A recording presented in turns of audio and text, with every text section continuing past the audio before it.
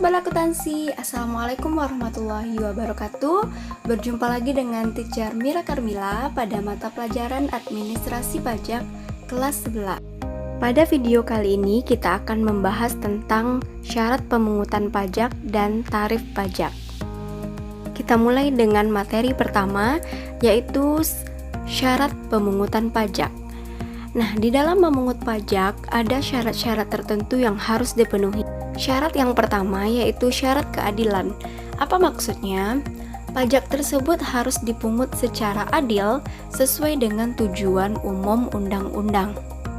Di dalam memungut pajak, kita harus memperhatikan kemampuan dari wajib pajak yang bersangkutan, baik orang pribadi maupun badan.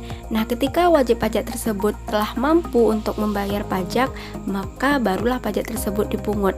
Jadi, pajak tidak dipungut kepada orang-orang yang tidak memiliki kemampuan dalam membayar pajaknya. Kemudian untuk syarat yang kedua dalam memungut pajak adalah syarat yuridis. Maksudnya adalah pajak tersebut dipungut harus berdasarkan undang-undang. Karena pajak ini ada diatur di dalam undang-undang, maka pemungutan pajak ini bersifat memaksa. Nah, undang-undang yang dijadikan sebagai panduan dalam pemungutan pajak itu adalah Undang-Undang Nomor 16 Tahun 2000 tentang Ketentuan Umum dan Tata Cara Perpajakan. Kemudian syarat yang ketiga adalah syarat ekonomis. Maksudnya adalah pajak tersebut haruslah diatur sedemikian rupa sehingga tidak mengganggu kegiatan perekonomian. Pajak ini tidak boleh menghambat kegiatan usaha masyarakat, baik itu di bidang produksi, perdagangan, dan kegiatan ekonomi lainnya.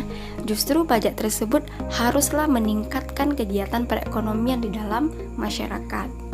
Kemudian untuk syarat yang keempat yaitu syarat finansial. Pajak ini harus dipungut dengan efisien. Maksudnya yaitu biaya dalam pemungutan pajak ini diharapkan lebih kecil dibandingkan dengan jumlah penerimaan pajaknya. Jangan sampai biaya dalam memungut itu lebih besar daripada pajak yang dipungut. Dan syarat terakhir yaitu syarat sederhana. Maksudnya adalah sistem pemungutan pajak itu haruslah dibuat sesederhana mungkin agar wajib pajak tersebut mudah dalam melakukan kewajiban perpajakannya. Jika sistemnya dibuat terlalu rumit, maka wajib pajak tersebut akan enggan dan tidak sadar akan kewajiban perpajakannya. Pajak. Kemudian kita masuk ke materi yang kedua yaitu tarif pajak. Apa yang dimaksud dengan tarif pajak? Tarif pajak adalah jumlah pajak yang harus dibayarkan oleh si wajib pajak berdasarkan objek pajak yang dimilikinya. Nah, sebelumnya kalian tentu harus paham dulu apa itu subjek pajak dan objek pajak.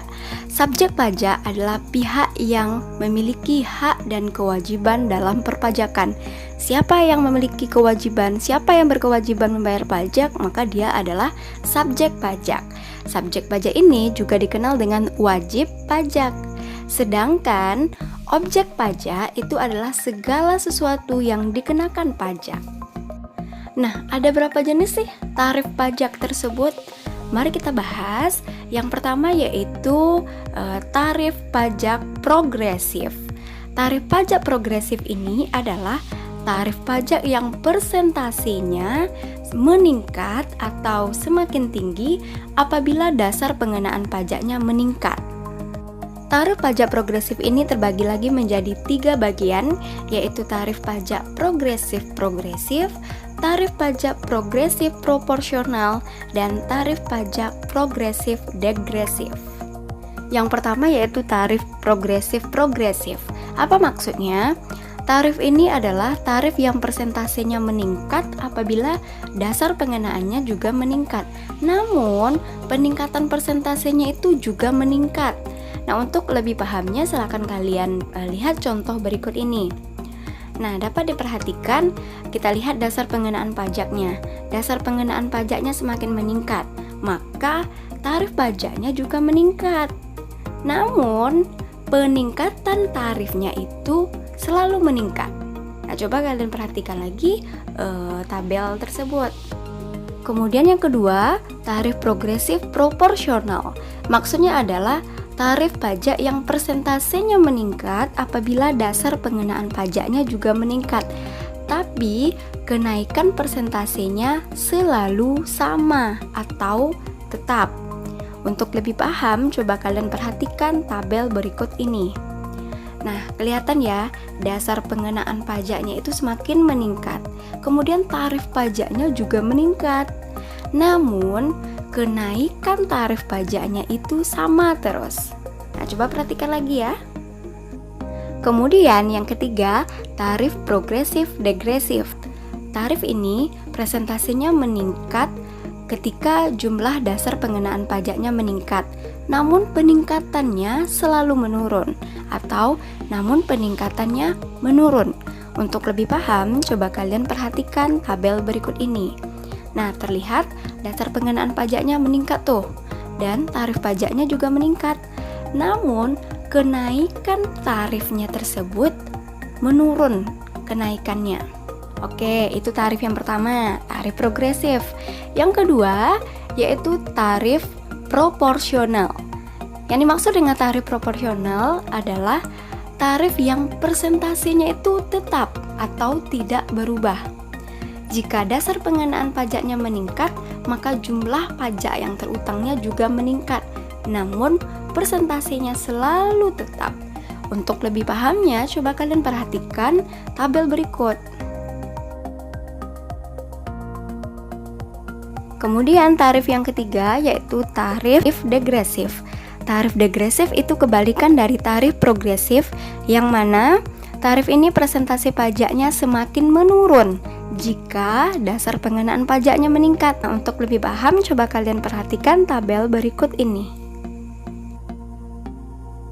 Kemudian yang terakhir yaitu tarif pajak tetap. Tarif pajak tetap adalah tarif yang jumlah nilainya selalu tetap tanpa melihat dasar pengenaan pajaknya. Contoh di sini adalah untuk tarif pajak materai ya, bea materai. Nah, ketika berapapun dasar pengenaan pajaknya, bea materai yang dikenakan terhadap dasar pengenaan tersebut selalu sama. Contohnya, coba kalian perhatikan tabel berikut ini. Oke sobat akuntansi, itulah materi kita pada video kali ini. Mudah-mudahan bermanfaat dan mohon maaf apabila ada kesalahan. Terima kasih atas perhatian. Sampai jumpa di video berikutnya. Assalamualaikum warahmatullahi wabarakatuh. Dadah.